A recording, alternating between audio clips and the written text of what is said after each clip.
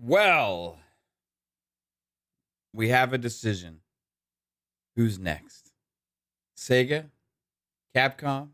Square? Who's it gonna be? Welcome everybody to the fun speculation. I appreciate you all being here. Yeah, what a day. We've been waiting for this day for a long time. This decision from the FTC, or not from the FTC, but from Judge Corley, the judge presiding over FTC versus Microsoft, trying to get that preliminary injunction to block the Activision Blizzard deal. Well, news has come out. It's official. The judge thought the FTC's arguments were dumb and didn't have any merit, and did not allow that to happen whatsoever. So there's nothing now blocking this deal from going through.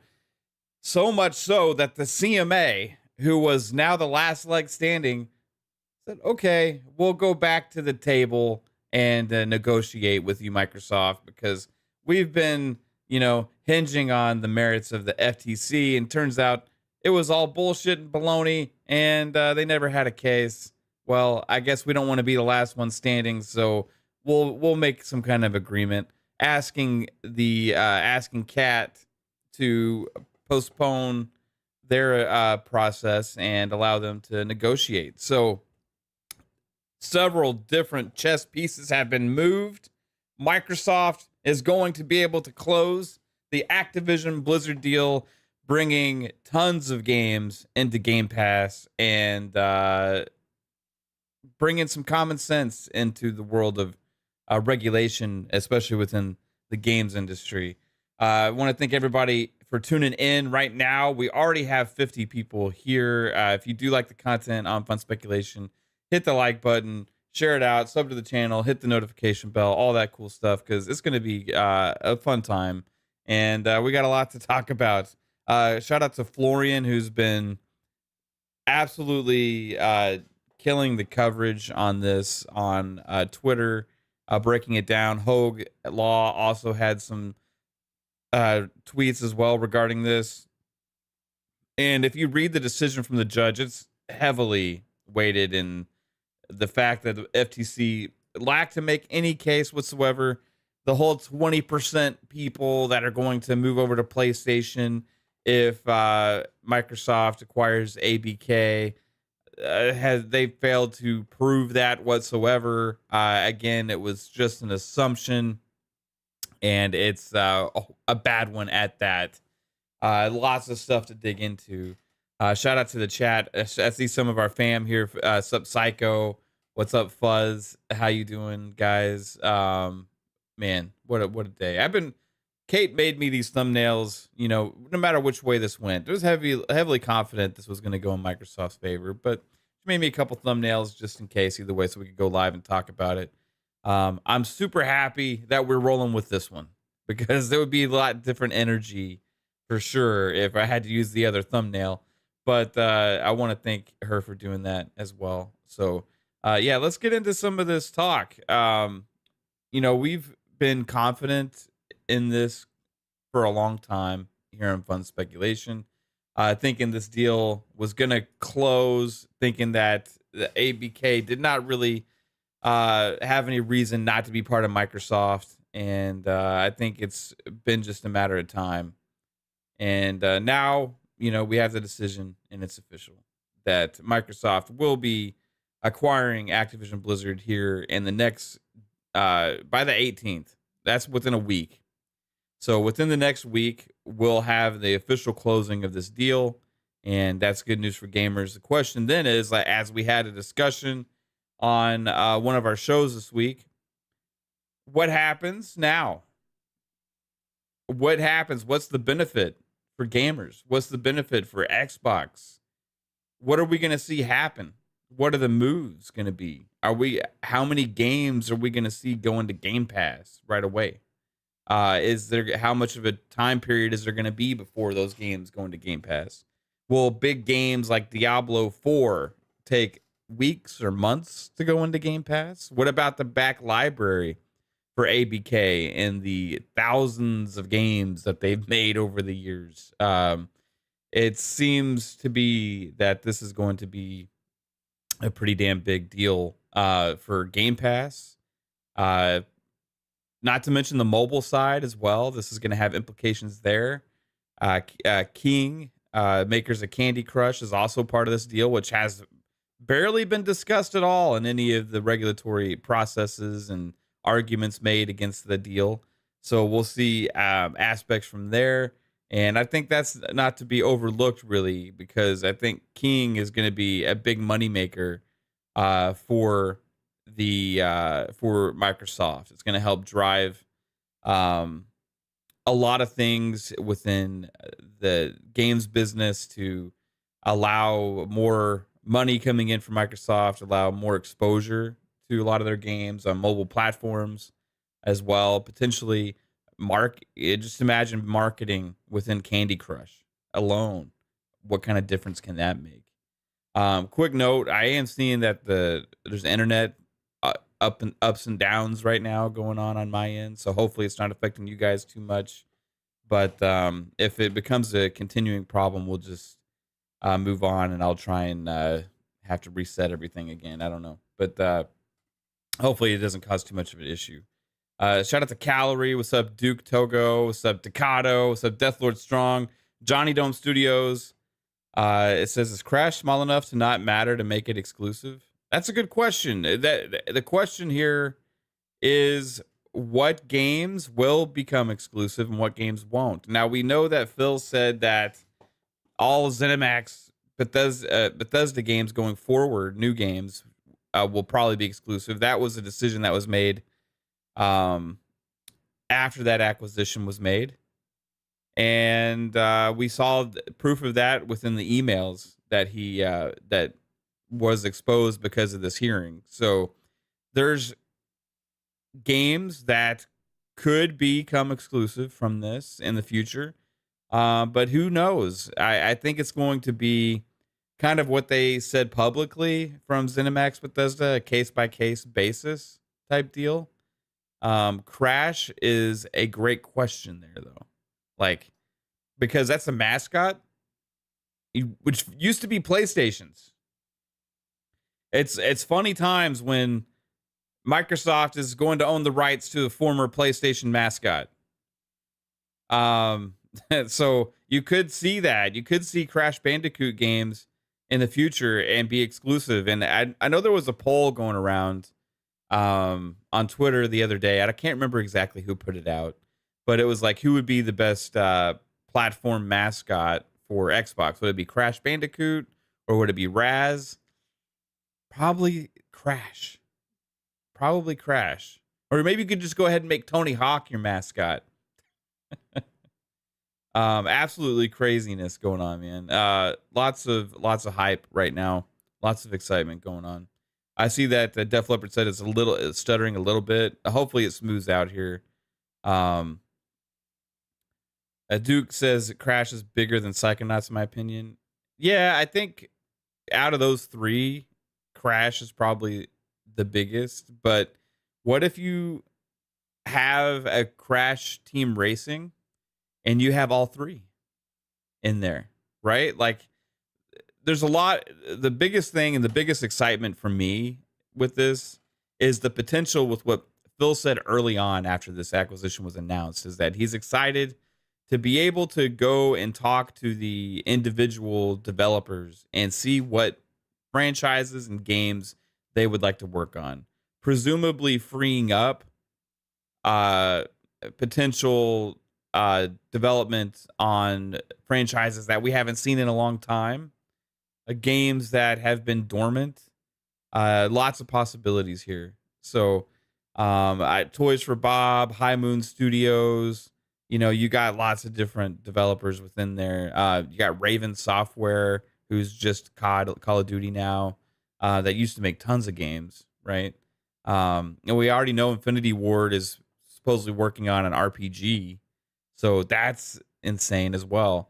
And but I got to give a special shout out to everybody who was trying to shit on this deal, say that it was not going to happen, say there was no way, too big, that Microsoft was going to fail on this, and And also the people that thought it was bad for gamers. You know, I guess everybody has their own preferences or thought processes going about like what they would like to see, you know.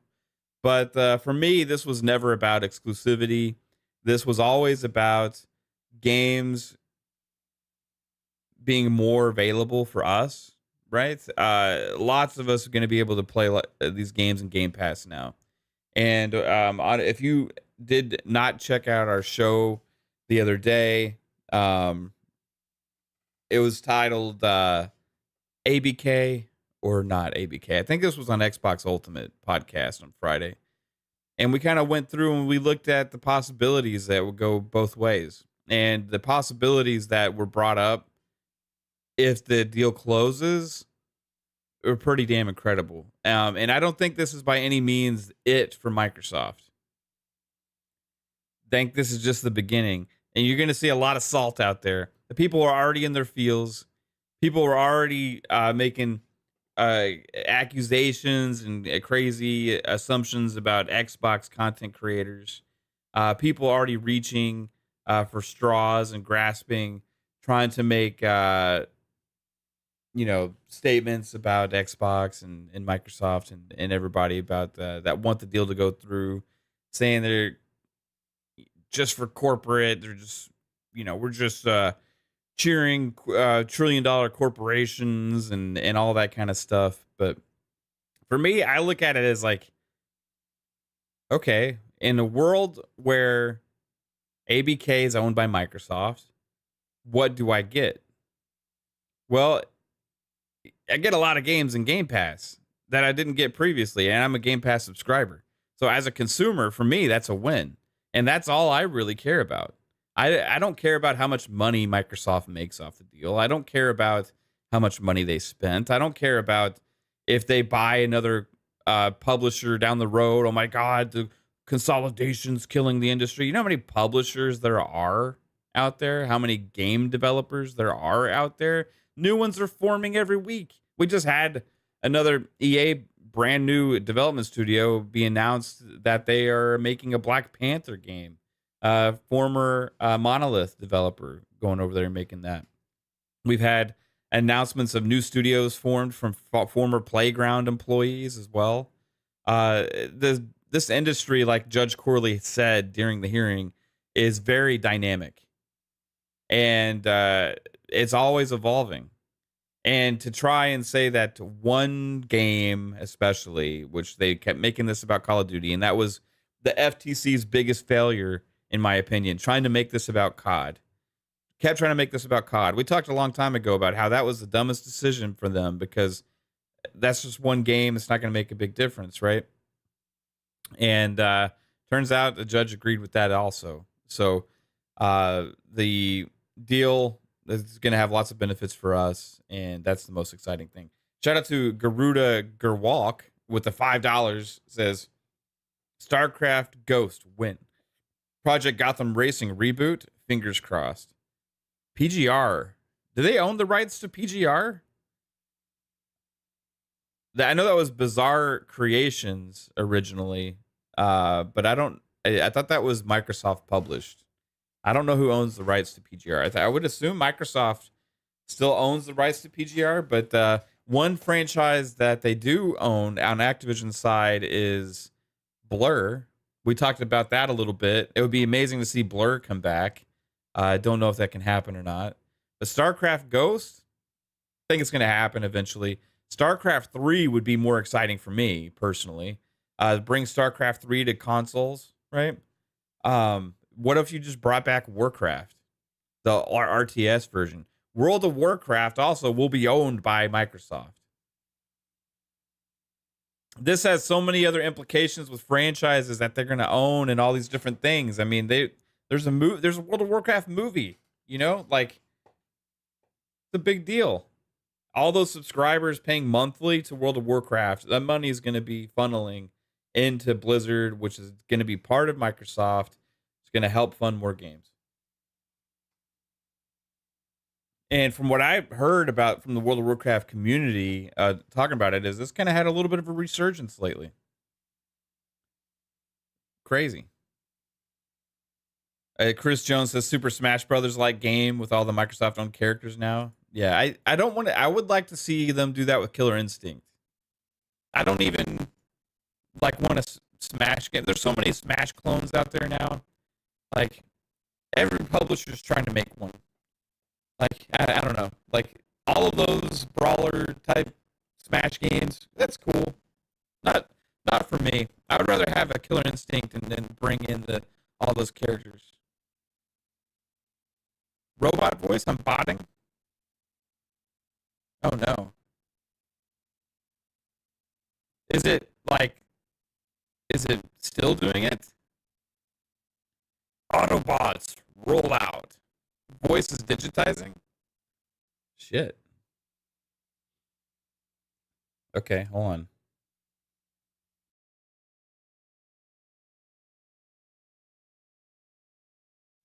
Is that better? It's a mic issue, not it's better. That's weird, man, because the internet smoothed out for the most part, but I never have like a mic issue like that.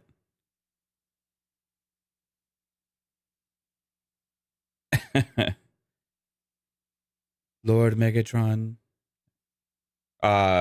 Is that it? Yeah, so we're good now, right? Back to normal. I got to go back and listen to that. It seems like you guys were tripping. I am an AI. I am an AI, guys. According to Grums or whatever the guy's name on Twitter, that there's no Xbox fans. They're just paid firms and AI.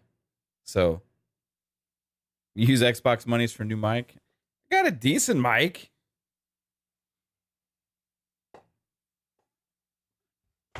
Mavformers. Yeah. Anyway, thanks for letting me know, guys. I appreciate that, because there's no way I could know that unless you told me. So appreciate it. So I don't know. There's so many implications from this, and now there's no more real questions, right? Shout out to the people when I made shorts videos saying that Microsoft was going to close the deal that said no, right? Just because of a little bit of process that was going to always take place. The FTC was always going to try and block this deal. We knew that, we knew that early on because the FTC pretty much said so. They're not even looking at things for the merits of the individual cases. They're just going to try and block anything if it's considered big tech. That's why they keep losing. How is it 0 for 8 now from Lena Khan? Is that what the record is? 0 for 8 now in big cases with the FTC. I mean, that's a horrible track record. This one is 0 for 9, Psycho says. This one's going to leave a big mark, I think, on her record, right? Fuzzy says 0 for 8. Yeah, I mean, that's not good. That's a waste of resources. It's a waste of court time. It's a waste of taxpayer money. So much so that the FTC ran out of money at one point, was having to ask Congress for more. Yeah. Bad job, FTC. CMA said they drop its case, deal will go faster. Yeah, so on the heels of this, we already knew that this was the CMA wasn't going to be the last leg standing on this thing, right? They weren't going to try and hold the fort on their own. The CMA and the FTC has come out how much they've been working together, right? Pretty damn close. There's been documentation of that now. The CMA has been under the hot seat because of that. The FTC has been under the hot seat because of it. They're trying to not disclose how much, but they're being forced to disclose some of those things as well. And a little bit of collusion potentially going on between the FTC and the CMA. And it turns out that the deal was always going to get blocked, not get blocked from the FTC, even though they're going to attempt So the CMA for me kind of chose the wrong government body to piggyback on, right? I think the CMA was kind of acting like the FTC's pawns in this. And now that the FTC loses, what's the first thing you see? You see Microsoft and the CMA both release statements that they're going back to the table to negotiate on this, which we said was probably going to happen if this deal was going through, right? Because they didn't want to be the last. They're not going to let the UK and the CMA be the only thing holding up this deal. Psycho says now she is withholding documents, information that Congress asked for, so she's up Schitt's Creek without a paddle. Yeah. Brad Smith released a statement today on Twitter, and the funny thing is how quickly all this went down. Brad said, after today's court decision in the U.S., our focus now turns back to the U.K. While we ultimately disagree with the CMA's concerns, we are considering how the transaction might be modified in order to address those concerns in a way that is acceptable to the CMA. In order to prioritize work on these proposals, Microsoft and Activision have agreed with the CMA that a stay of the litigation in the UK would be in the public interest, and the parties have made a joint submission to the Competition Appeal Tribunal to this effect. Pretty much saying that, yeah, we're going to just do some concessions, right? And the CMA is going to have to pretty much take what they get now. The CMA, who also made a statement today as well, much to the same effect, saying that Microsoft is willing to come to the table and negotiate is a big deal. And it didn't take long. Shout out to Lulu Chang Maservi, also with Activision Blizzard, said the legal system worked. A fair and neutral court has reached the correct conclusion about Activision Blizzard's merger with Microsoft based on facts and the law. The judge's ruling rejects the FTC's ideologically driven attempt to prevent a deal that benefits gamers, that allows more competition instead of protecting the market leader. So from the website that Activision Blizzard and Microsoft had set up to cover this case as well. A major milestone update on the Microsoft deal. A federal court denied the FTC's request to block the Microsoft deal. We're optimistic that today's ruling signals a path to full regulatory approval, Activision Blizzard CEO Bobby Kotick writes. Then going on, Activision Blizzard CEO Bobby Kotick sent the following email to employees on Tuesday. Today, a U.S. federal judge ruled in our favor, denying the FTC's attempt to block our merger with Microsoft. We're grateful to the court. Remember when people tried to say that Bobby Kotick was going to try and sabotage the deal? Yeah, that was a conversation that I've seen a couple times for no reason. Trying to say that he was using Microsoft to just up their value and stock prices while being held up for this deal, and they were just going to get the $3 billion and be happy with that. And it was going to kind of save them when they were struggling because of all of the PR issues they were having with workplace culture and all that kind of stuff. We're grateful to the court for the way this process was handled and the thoughtfulness of the decision. The U.S. joins the 38 other countries where our deal can proceed. These decisions are based on facts and data that show our merger is good for players and for competition in the industry. We're optimistic that today's ruling signals the path to full regulatory approval elsewhere around the globe, and we stand ready to work with UK regulators to address any remaining concerns so our merger can quickly close. We'll continue to keep you updated on our progress. Thank you for all you do for our players, for our company, and for each other. With gratitude, Bobby. So that was on that website from AB that they set up for ABK to let people know, what's going on. And let's see here. Dustin Lambert says the FTC got ragdolled in court. Boba Fett Gaming says, we will never recover. Yeah, shout out to Jim. I'm gonna, that would be a fun tweet. I'm gonna make that tweet. So will Sony ever recover from this?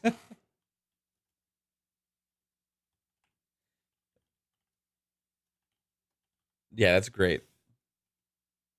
Or will PlayStation ever recover from this? Thanks, Boba Fett, for the inspiration. Remember, Jim said they won't. Jim said but the marketing rights for Call of Duty alone, they'll never recover. Remember? Will PlayStation ever recover from this? That's fucking funny. All right. Moving on, we also have more from the judge herself, and I'm going to go to Florian Mueller, Foss Patents on Twitter. And shout out to him for all the coverage going on with the ABK case that he's been doing. And to be honest with you, I mean, he's been right for most of everything. So, pretty crazy. So, this... He goes on. Let me read it. I want to kind of read when it went down. Let's see here.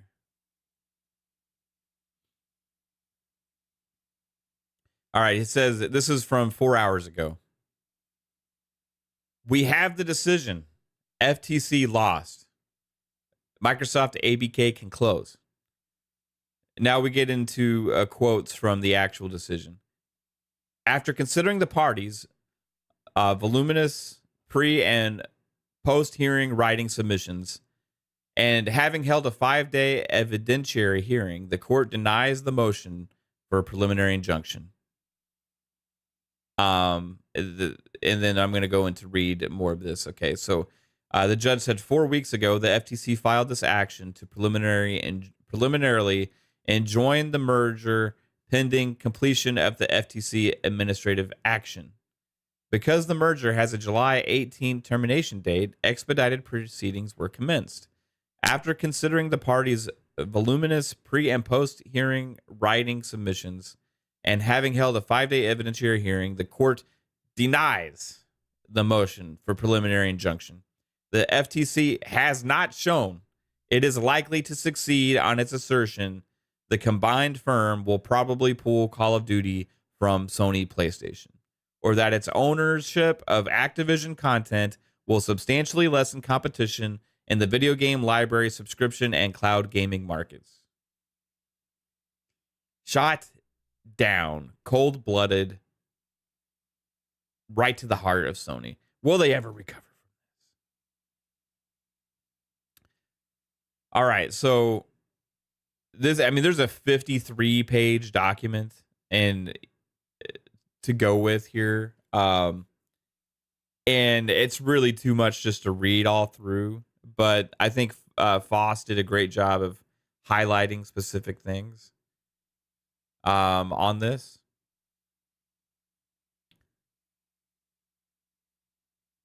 Let's see here. All right. There's a long redacted passage, he says, after a mention of Sony's use of market power when it does partial exclusivity deals with third-party game makers. Some of that may come back to haunt Sony for many years. Remember, we talked about Sony trying to get this deal shot down may come back to haunt them. So the judge had said, in addition to exclusivity, Sony also uses its market power to extract other preferential treatment from third-party game developers, including earlier release dates, exclusive marketing agreements, and exclusive in-game content. Stuff that they've been saying, would be harmful if Microsoft did to them. Harmful to consumers.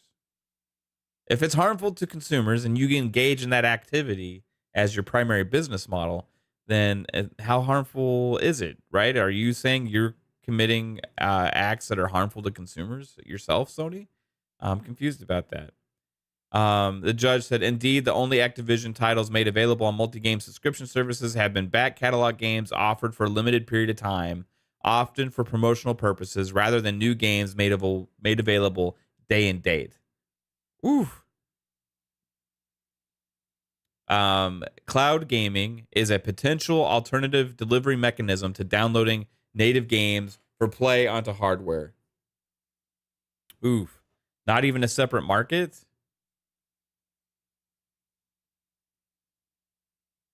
I mean, there's so much here. Let's see. However, as a result of technical limitations, a large majority of Xbox cloud gaming users report relying on the service primarily to play a game while it is being downloaded to play natively on Xbox. It's crazy. Cloud is largely used to play one game they never played before and not playing it ever again. And this is based on the telemetry data, which Microsoft showed them, which is actually like hard evidence, right?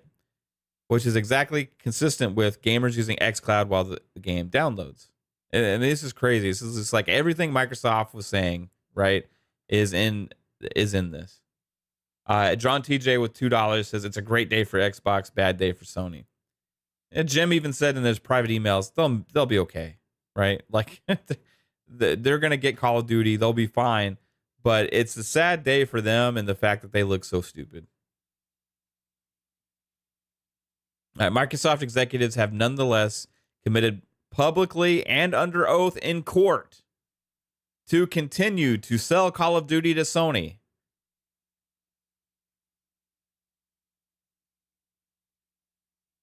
Again, when we said that's all they needed to say, that was a commitment, and they agreed to it in court, and they said they were going to do it. The arguments and the potentials at that point, the hypotheticals, were mute. Although the agreement allows either party to terminate the merger, agreement if the transaction has not closed by July 18th, 2023, and appears to obligate Microsoft to pay Activision a termination fee of $3 billion, the FTC did not file PI motion until June 12th, 2023. So again, marking the fact that the FTC was trying to delay the deal.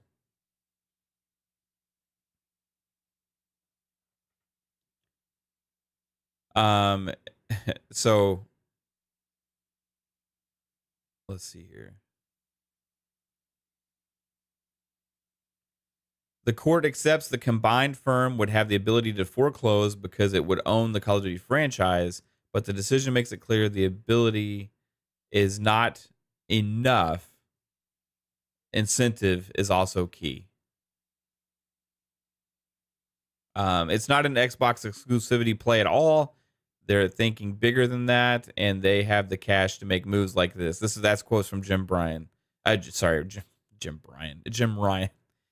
spent a fair bit of time with both Phil and Bobby over the past day. Pretty sure caught on PS for many years to come. That was quotes from Jim Ryan. Also, this isn't crazy. There are no internal documents, emails, or chats contradicting Microsoft's stated intent not to make Call of Duty exclusive to Xbox consoles. Despite the completion of extensive discovery, nearly 1 million documents and 30 depositions. I mean, this is like every point.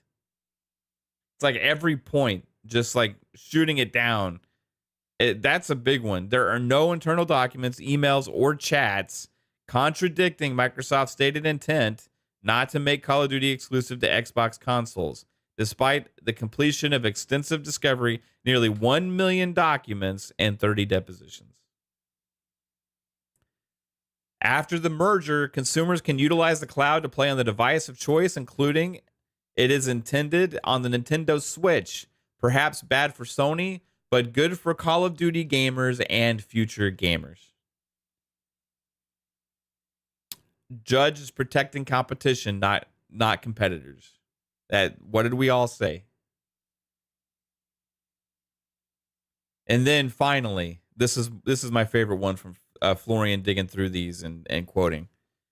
The FTC expert, Professor Lee's vertical foreclosure model assumes a conversion rate of 20%. So the 20% figure is not based on evidence. It is an assumed input.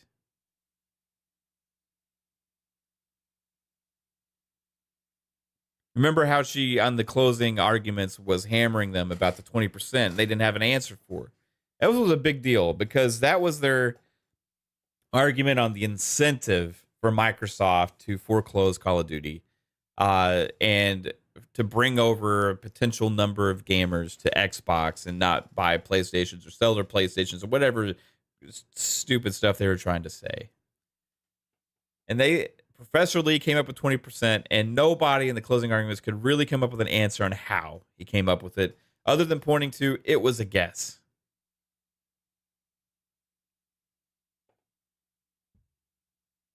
Well, Microsoft actually brought hard evidence and data, and under oath on the stand said they will be still bringing Call of Duty to multiple platforms. These are the reasons why this case failed for the FTC. The FTC's case was horrible. They brought no valid arguments. Their witness for foreclosure, the economist they brought on, did a horrible job. Across the board, they were unprepared. The FTC asked the different executives on Microsoft yes or no questions that actually hurt the FTC's case. Completely unprepared, and they had no clue what they were doing because the only things that they knew about the gaming industry came from Sony, which was mostly lies.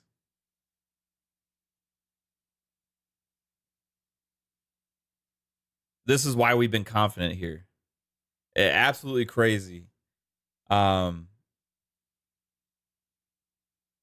AJH says, here's everyone happy about ABK, and here's me happy that Insurgency came out on PC Game Pass today. Nice. It came out on PC Game Pass? Sweet. We'll see when so Jason Max says there's ponies that think Diablo 4 isn't coming to Game Pass because of what a Blizzard person said. So that was Mike Ibarra that said that it's not. Now, that's Mike Ibarra under Activision Blizzard, currently not owned by Microsoft. Once this deal closes, different decisions can be made that current Activision Blizzard has no control of, right? So can they make Activision Blizzard put their games on Game Pass? I believe they can, and I think that's been an incentive that Phil Spencer has talked about early on with this. They want to bring games to more gamers and all these different things and all these different scenarios. Diablo 4 being on Game Pass would be a win. Now, it might take some work to get it to do that because I think they won't do that until they can implement, cross stuff between PC Game Pass and Xbox Game Pass and all that kind of stuff. So there may be a little bit of work to be had to get some of these games in Game Pass. I don't think it's just like flipping a switch. Back compat games will be more potentially like that if they don't have like ongoing live servicey type elements and stuff, but yeah, there's a lot that can happen. And I do recommend everybody listening to our show the other night where we all talked about what the next steps would be for Microsoft if this deal closes. And the other question is now, once this deal closes, how long before there's another acquisition announcement? And who is it? Is it Sega? Because Sega said not right now. But they also said they feel more valued from Microsoft than other platform holders. That's a strong statement.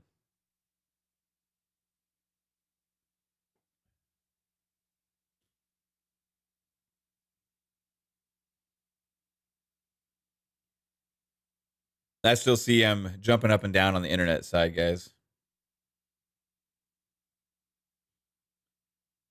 Dustin says, where would Ibarra go? He only left for Blizzard because he was a huge Blizzard fanboy. He would just stay with Blizzard, I think. I mean, he's pretty much, he's like in charge of Blizzard almost at this point, I think. I think he would stay with Blizzard. I think that Rod Ferguson's happy with his spot right now.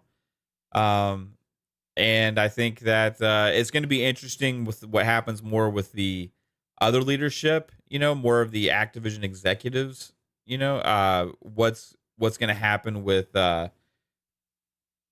Bobby Kotick, the transitional period, how long, will he stay there, Fuzzy says there's a hidden beef between Mike and Phil. Mike Ibarra also said today was a good day. So I think he is happy about this decision. He said it's a what a great Tuesday so far, I think, or something like that. I'm gonna go look for his exact tweet. Yeah, Mike Ibarra said, "What a great way to start a Tuesday."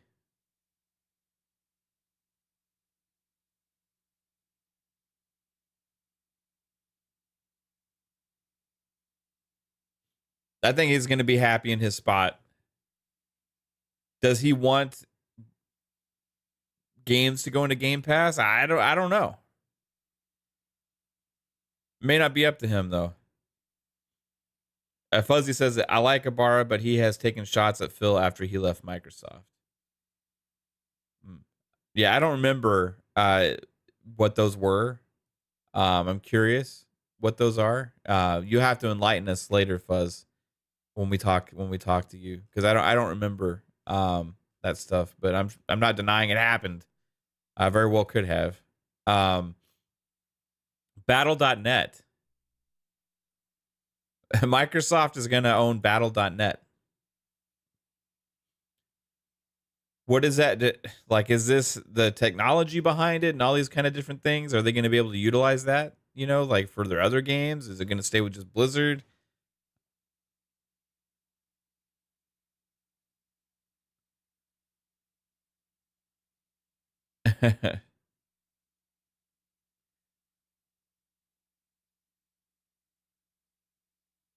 Yeah, the Beer Baron says absolutely not up to Mike. Phil has the keys to the entire kingdom now. ABK is his toy. Who will be the new head honcho in charge of Activision? Well, like, will they fall under? I mean, they're not going to fall under Matt Booty. That's too much for his table, right? Like, we already know that, you know, they have the other leadership over there at ZeniMax Bethesda, and they work closely with Xbox. But Activision Blizzard, Bobby Kotick, we can assume after a transition period, he's going to be on his way out. Who's going to take charge? Will they potentially move like a Sarah Bond into that role? You know, or will they bring in somebody else? Will they promote somebody from within Activision, from ABK? Lots of possibilities. It's crazy what's going to happen. Bobby Kotick will get his golden parachute, and he'll slime his way on out of the Activision Blizzard, right? But it's pretty crazy. Fuzzy says Sarah Bond will likely run ABK as random prediction from 2 years ago. Psycho says Bonnie Ross. That's actually not the first time somebody suggested that, Psycho, because I don't think she actually left Microsoft as a whole. I could be wrong about that, but would it be crazy if they've been prepping her for that role in the background or something? Be nuts. You see, Ducato says that you see the olive branch of all of Activision to Mike Ibarra. Maybe. Who knows? Ducato says they can get rid of the Windows PC store for BattleNet. I think that'd be a huge undertaking. Maybe they could do it. I don't know, but I think most people out there really like BattleNet more than Xbox's stuff. It's going to take work to get all that stuff working, though. So I don't know how long we're going to see the results from some of this, right? I think that what we talked about the other day is, and we're going to talk more on PM and the PM on Thursday. Yo, what's up, Topaz? We're going to talk more on Thursday. The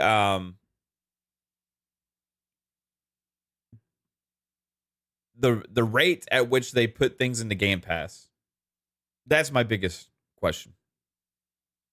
Batcat, will they redo? Will they open up more possibilities to do FPS boost on some things? All this different stuff.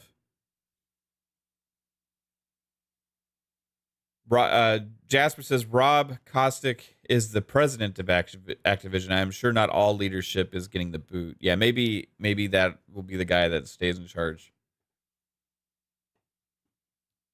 Garuda Gerwalk says, I really hope they get rid of the launcher. It's crazy, guys. I mean, this is all but a done deal. In a week's time, there will be a closing of ABK. Now, FTC is probably going to try and appeal this.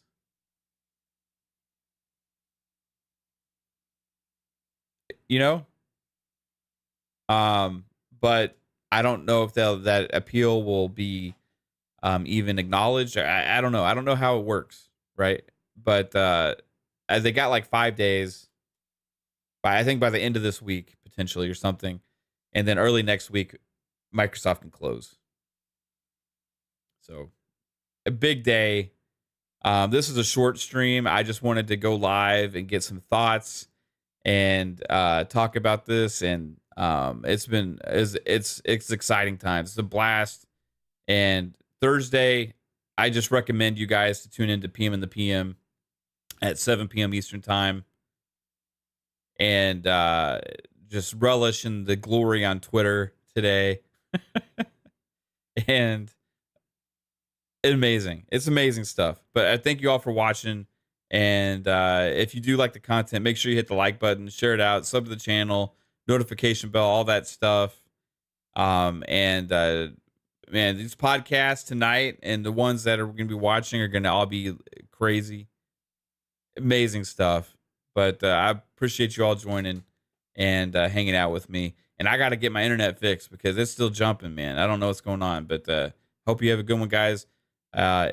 Peace out.